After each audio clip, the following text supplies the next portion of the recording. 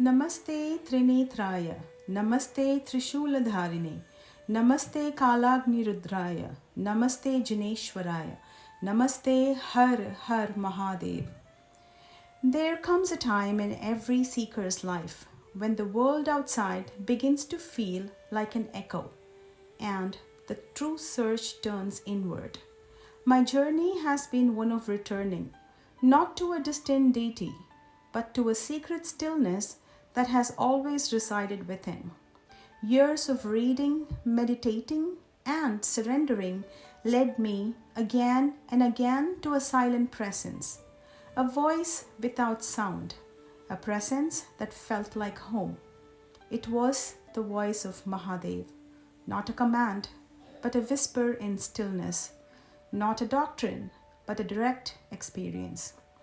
Among the scriptures I encountered, it was the Shiva Purāṇa that spoke to my soul most intimately, especially the Rudra Saṁhitā.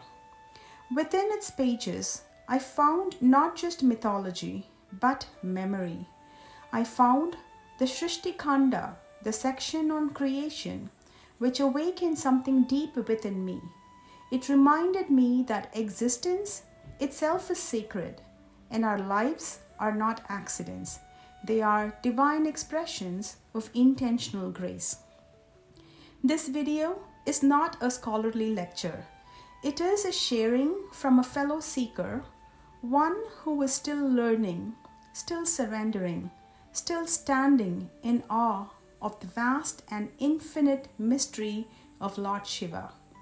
I invite you now to walk with me into the sacred beginning, into the Śṛṣṭi Kāṇḍa, into the very breath of creation. In the beginning, there was only the stillness of pure being, timeless, spaceless, thoughtless. The Supreme Lord Shiva rested in undisturbed silence. From this stillness, a pulse stirred, the first breath of creation. Lord Shiva, the eternal, willed the universe into being, not with sound, but with silence. Aguno gunatam yati katam loke maheshwara, Shivatatvam vayam sarve na janimo vicharata. How can Lord Shiva, who transcends all qualities, come to possess them? How can the limited mind grasp the boundless mystery of Shiva Tattva?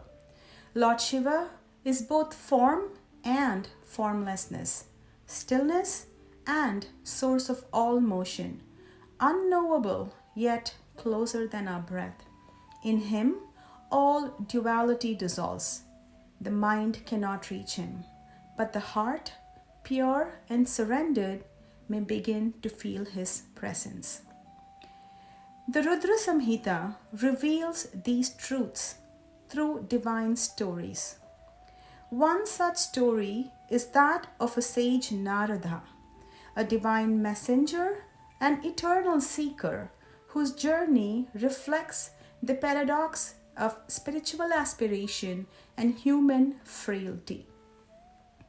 Deep in tapas, immersed in austere meditation, sage Nārada's power and insight grow immensely. His intense tapas meditation disturbs the cosmic balance, unsettling the gods themselves. Fearing the consequences, Indra, the king of heavens, sends Kāmadev, the god of desire, and celestial temptresses to break sage Nārada's concentration. But Nārada remains steadfast, unaffected by these worldly distractions. His mind is focused, his resolve unshaken. Yet, even the greatest seeker is not immune to the subtle workings of desire. Desire, the silent intruder, finds a crack in his armor. Sage Nārada's heart yearns, not for spiritual attainment, but for human connection. He desires to win a princess's hand in marriage at a grand Swayamvara. Recognizing his struggle, sage Nārada turns to Mahavishnu, the preserver, for help. Mahavishnu agrees to assist, but with a twist. He bestows upon sage Nārada the face of a monkey. This monkey face is no mere curse. It is a divine lesson in humility, a mirror reflecting sage Nārada's ego and attachment. Humiliated and angered, sage Nārada curses Mahavishnu. Yet, Mahavishnu accepts this curse with infinite grace and calmness, embodying the perfect surrender that transcends ego and conflict. This episode plants seed that will bear fruit in future incarnations. The stories of Lord Rama and Ma Sita, Lord Krishna and Ma Rukmini, tales of love, separation, and divine longing that echo the seeker's own inner journey. Through sage Nārada's trials, we witness the delicate balance between aspiration and attachment, between spiritual power and the humbling realities of the heart. Confused and burdened by his inner turmoil, sage Nārada sets out to Vaikuntha, the celestial abode of Viṣṇu. Yet, his journey leads him instead to Kashi, the sacred city where the ego dissolves and the soul awakens. In the silent presence of Lord Shiva, Nārada's restless mind begins to still. His search for power and recognition fades away. The true quest emerges to know the self beyond form, beyond desire, beyond duality. Here, in this sacred stillness, sage Nārada touches the essence of Lord Shiva, not as a distant god, but as the eternal witness within. His story reminds us that the path to realization is not free from struggle or imperfection. It is a dance of falling and rising, of surrender and discovery, and it calls us to embrace our own imperfections to meet the divine in the midst of our humanity. From this sacred silence, the Great Dissolution, the Mahāpralaya, unfolds. All forms dissolve, all motion ceases, all names fade. Only Mahadev remains, unborn, undying, the pure light of awareness. From his will, Mahānārayana emerges, manifesting as Lord Viṣṇu. Even the preserver arises from Lord Shiva. The creation begins again. Lord Brahmā is born from Viṣṇu's navel, but in pride he forgets his source. A dispute arises. Who is supreme, Lord Brahmā or Lord Viṣṇu? And then appears a pillar of endless fire, the linga of Lord Shiva, infinite in both directions. Neither god can find its beginning or end. Lord Brahmā, however, lies, and Lord Viṣṇu remains humble.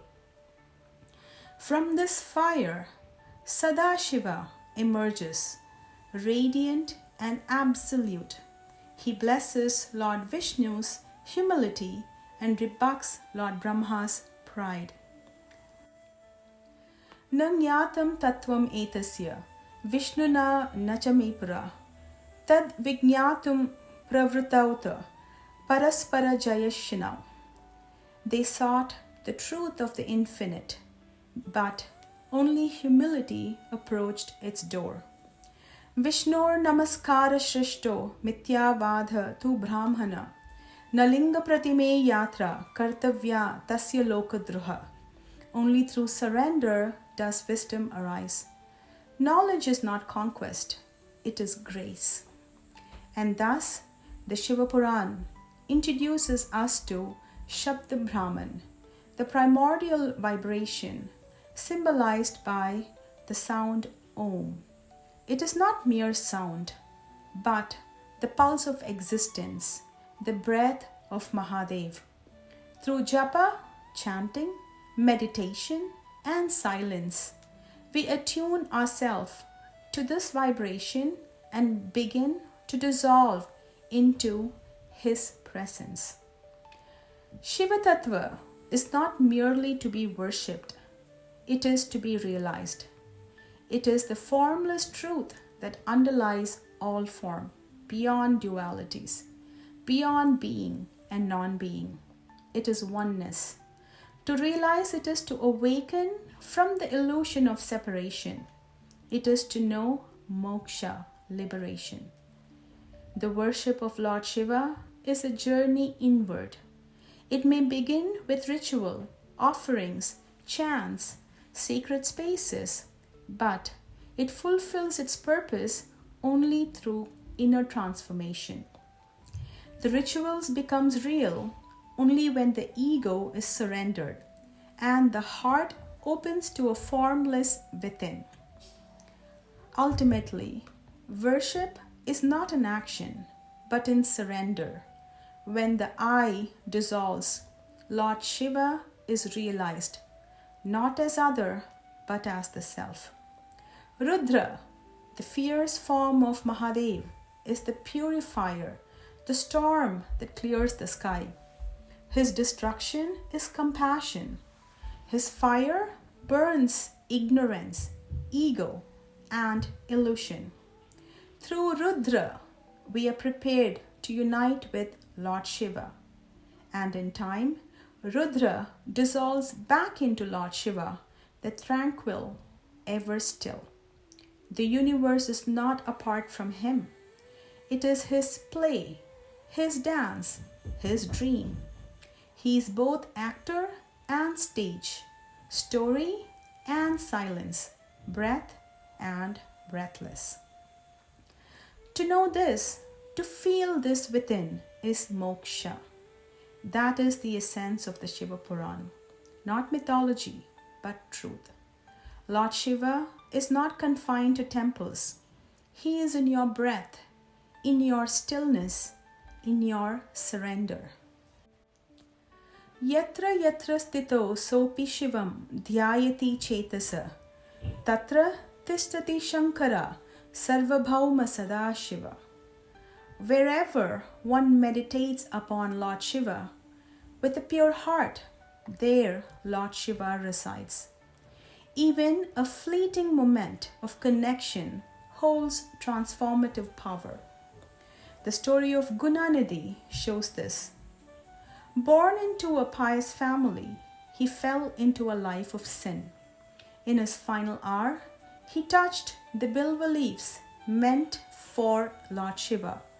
That accidental act of devotion brought salvation.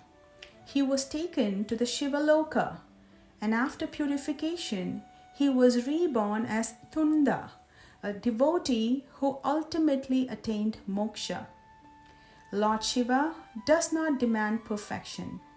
He honors even the faintest spark of devotion. The story of Kubera, the god of wealth, also reminds us all prosperity flows from Mahadev. Kubera approached Lord Shiva in humility, offering his devotion.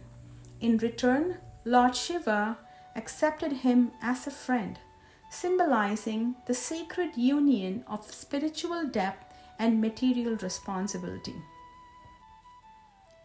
Sarvaloka Gurur Shambhur Bhakta Vatsalya Bhajanam Kuberam Mitratam Praptam Dayaya Jagatam Pati.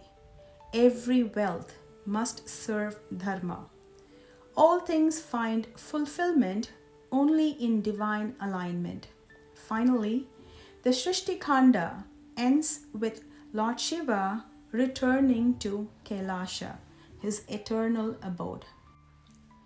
Kailasham Shantarupam tu yatra Dhyana Parohara Nityam Tishtati Sanandham Parvatya Saha Shankara.